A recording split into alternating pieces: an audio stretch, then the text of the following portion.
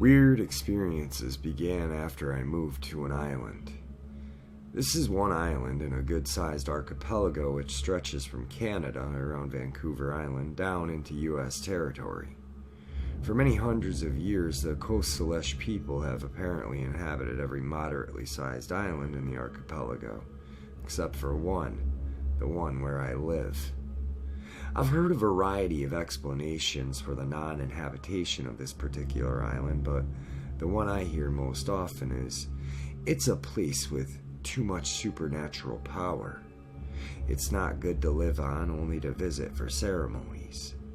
Recently, a fellow from one of the Coastal Salish tribes has begun coming to this island and hanging out in the village for the day, then heading back to the mainland. One of these days, I'm gonna work up the nerve to ask him if it's true if the CS tribe never inhabited the island, and if so, why. I think it's telling that every islander I've come to know well has eventually confided their own spooky stories to me. Others, whom I don't know well enough yet for such conversation, have merely made passing comments that is, it's a weird place and things just happen to people here. One particular quirky woman I've met, and I like, don't get me wrong, is half convinced and is totally serious about this, that this island somehow manages to exist in the real world and not in the real world at the same time, that it's suspended between two worlds, and that everybody who lives here is actually dead and or has had a connection to a dead son, as in, if they aren't dead themselves, they lost a son tragically and that's why they're here. She has a fascinating life story that has led her to this belief. I won't go into it now, since it has nothing to do with my story, but it's that sort of belief in conversations people just have here. It's a strange place, incredibly beautiful, but weird as fuck. Anyway, I don't know that weird things happened to people here before I decided to live here. I just like it. But almost from day one, a series of extremely odd things have happened to me, for which, skeptical as I've always been, I can still find sparse rational explanation. Most of these experiences, most people would label classic ghost encounters or hauntings. I am still not ready to say, yeah, it was ghosts, my house and my office are both totally haunted. But if I were to write out the stories, you'd say, yep, those are ghosts, and your house and your office are both totally haunted. That's the skeptic in me, holding fast. But I had a far weirder encounter about 6 months ago. I'd been cat-sitting for a friend while she was away on vacation. I went to her house twice a day to feed her cat and spend a little time with Kitty. It was the dead of winter, so even in early evening, it was very dark. And there aren't many streetlights out here. And we're quite far away from any cities, so there's no light pollution. It's so dark here that it actually took me several months to adjust to it. Every night I would feel overwhelmed with anxiety, and it took me a long time to figure out that I had grown so used to light pollution in the cities and suburbs that I never knew truly black nights before. The nights were too dark for me here at first. So I was leaving my friend's house after caring for her cat, and it was pitch black, as our cloudy nights are.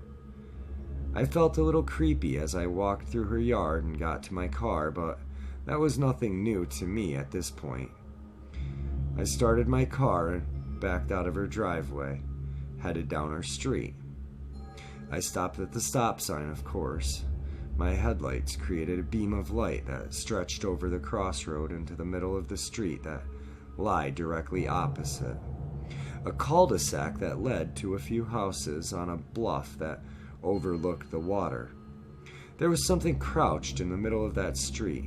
It had a human shape with human proportions, but it was big, at least 7 feet tall, if it were to stand upright. But it wasn't standing up.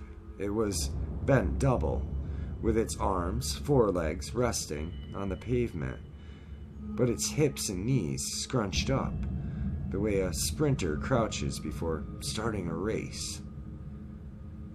It was just at the edge of my headlight beams, and it was the same sleek black all over, as if it were covered in a short, hard hair coat of horsehide.